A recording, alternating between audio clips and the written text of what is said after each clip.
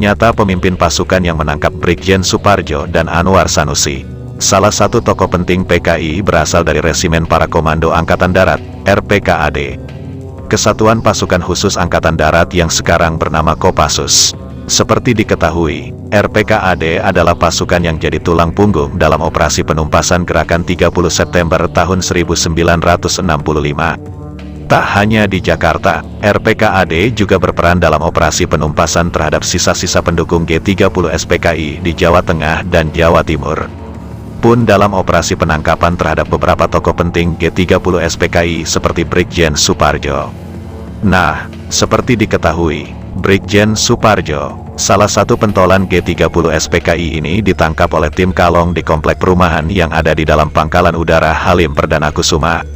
Suparjo bisa disergap di rumah seorang prajurit AURI. Tim Kalong sendiri adalah tim intelijen yang khusus dibentuk pihak Angkatan Darat untuk memburu tokoh-tokoh G30 SPKI di wilayah Jakarta dan sekitarnya. Pemimpin operasi tim Kalong ini adalah Kapten Suroso. Dia ternyata adalah perwira RPKAD.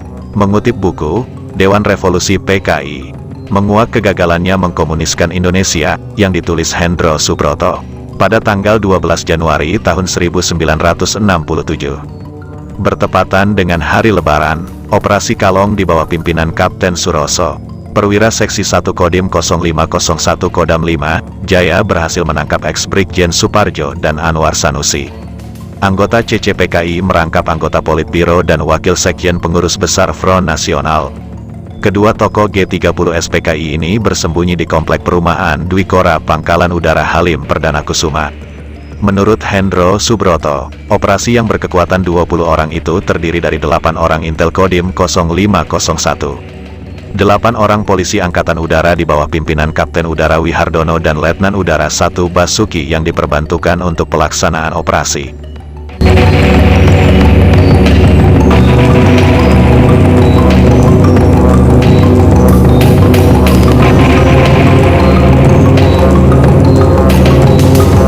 Para personel AURI dilibatkan dalam operasi ini mengingat daerah yang akan dimasuki operasi Kalong merupakan daerah Pangkalan Angkatan Udara Halim Perdana Kusuma. Selain itu juga diperbantukan 4 orang Intel AURI Halim. Kemudian untuk memudahkan gerakan Intel Kodim di wilayah hukum AURI, beberapa orang di antara anggota tim Kalong mengenakan pakaian seragam AURI. Dalam penggerebekan itu, tim operasi Kalong dipecah menjadi 2 tim. Kapten Suroso memimpin langsung penggerebekan di rumah Letnan Muda Udara Sukarjo yang diduga menjadi tempat persembunyian Suparjo. Sedangkan Letnan Udara 1 Mohtohir melakukan penggerebekan di rumah Kopral Udara Sunario di Jalan Masteng yang diduga menjadi tempat persembunyian Anwar Sanusi. Kedua rumah itu satu sama lainnya hanya berjarak sekitar 200 meter.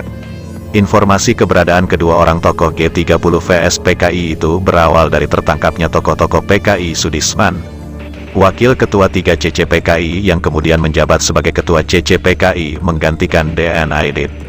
Ditambah informasi dari Sujono Pradikdo, Ketua Bagian Pendidikan Biro Khusus PKI, Handoyo, Harto Rebo dan lain-lain yang telah ditangkap lebih dulu. Berdasar dari pengakuan Sujono Pradikdo, maka diketahui bahwa Suparjo bersembunyi di komplek perumahan Pangkalan Udara Halim Perdana Kusuma. Sebelum melakukan gerakan penangkapan, Kapten Suroso menghadap Komodor Udara Saleh Basarah, Panglima Komando Wilayah Udara 5 untuk menyampaikan maksudnya. Komodor Udara Saleh Basarah mendukung operasi Kalong yang akan dilancarkan di komplek perumahan Pangkalan Udara Halim Perdana Kusuma. Demikian pula dukungan yang sama juga diberikan oleh Kolonel Udara Rusman sebagai Komandan Pangkalan. Operasi Kalong yang dimulai sejak bulan Agustus tahun 1966. Pernah mendapat informasi keberadaan Suparjo di sebuah rumah di kawasan Cilincing, dalam lingkungan Komando Daerah Maritim 3. Di sini ia tinggal selama 4 bulan dan berpindah-pindah rumah, yaitu rumah Slamet Bernard anggota PKI, rumah Mayor Laut Suwandi, dan ke rumah Kapten Laut Nandang Safei untuk menghindari penggerebekan. Atas bantuan Sunardi, Suparjo memperoleh kartu penduduk Kelurahan Semper atas nama Syarif. Kapten Suroso menghubungi pihak intelijen Angkatan Laut Republik Indonesia pada tanggal 20 Januari tahun 1966. Dilakukan penggerebekan di rumah itu bersama dengan pihak Angkatan Laut Republik Indonesia. Tetapi Suparjo berhasil lolos karena ia telah dipindahkan ke tempat lain. Hal itu disebabkan anak buah Suparjo telah mengetahui rencana itu.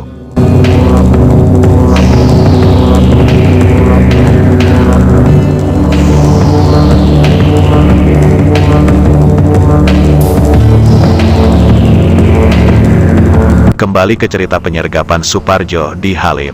Ketika Kapten Suroso masuk ke rumah Letnan Muda Udara Soekarjo di Komplek Perumahan Pangkalan Udara Halim Perdana Kusuma. Mula-mula Suparjo tidak diketemukan, tetapi Kapten Suroso dan anak buahnya menemukan sepucuk senapan serbu AK-47 dan kartu penduduk atas nama Muhammad Syarif pada sehelai baju di gantungan. Kartu penduduk itu meyakinkan kepada Kapten Suroso bahwa Suparjo masih berada di dalam rumah itu. Karena Muhammad Syarif merupakan hama samaran Suparjo, akhirnya mantan Pangkopur II Mandau diketemukan sedang bertiarap di atas langit-langit rumah. Peltu Rosyadi, Intel Kodim berteriak, "Ayo turun, kalau tidak saya tembak." Digertak seperti itu Suparjo menjawab, "Baik, saya turun." Setibanya di bawah, Peltu Rosyadi memerintahkan Suparjo untuk angkat tangan. "Baik, saya angkat tangan," jawab Suparjo dengan lirih. Di bawah Kapten Suroso langsung bertanya, "Saudara ex-Brigjen Suparjo?" "Benar, saya ex-Brigjen Suparjo," jawab Suparjo. Suparjo juga berkata, "Sampai di sini perjuangan saya." Lalu ia mengulurkan tangan sambil berkata, "Mari berlebaran dulu," sambil bersalaman dengan para anggota operasi Kalong. Suparjo juga berkata, "Kalian sukses. Saya salut dengan anggota Intel." Kapten Suroso menanyakan tempat di mana dokumen disimpan. Suparjo menjawab bahwa dokumen itu disimpan di atas langit-langit rumah. Pada tumpukan dokumen itu, diketemukan uang sebesar Rp3.000. Uang itu diserahkan kembali kepada Suparjo. Tetapi ia berkata, "Pakai sajalah," oleh Kapten Suroso. Uang itu tetap dikembalikan sebagai barang milik pribadi. Hanya dokumen yang diambil. Setelah itu Suparjo langsung dibawa ke Kodim 0501 Kodam 5 Jaya di Jalan Budi Kemuliaan, Jakarta Pusat, dekat Bundaran Air Mancur, Bank Indonesia.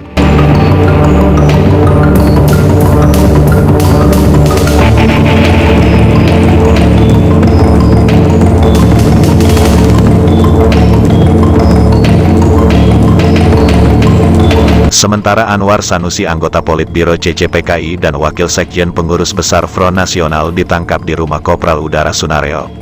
Seperti kebanyakan anggota PKI lainnya, ketika ditangkap ia mengelak bahwa ia bukan Anwar Sanusi. Ia mengaku sebagai seorang pedagang buah yang datang ke rumah Kopral Sunaryo untuk berlebaran. Anwar Sanusi yang berpenampilan kumal itu memiliki kartu penduduk atas nama Udin. Tetapi salah seorang anggota operasi Kalong mengenal benar akan mukanya. Ia langsung ditangkap, kemudian dibawa ke markas Kodim 0501 dan dikonfrontir dengan Suparjo dalam satu ruangan. Akhirnya ia tidak dapat mengelak lagi. Menjelang terjadinya pemberontakan G30 SPKI, Anwar Sanusi terkenal dengan pidatonya yang berbunyi, "Kita sedang berada dalam situasi di mana Ibu Pertiwi sedang hamil tua." Kalimat itu mengisyaratkan bahwa dalam waktu dekat akan lahir pemberontakan G30 SPKI.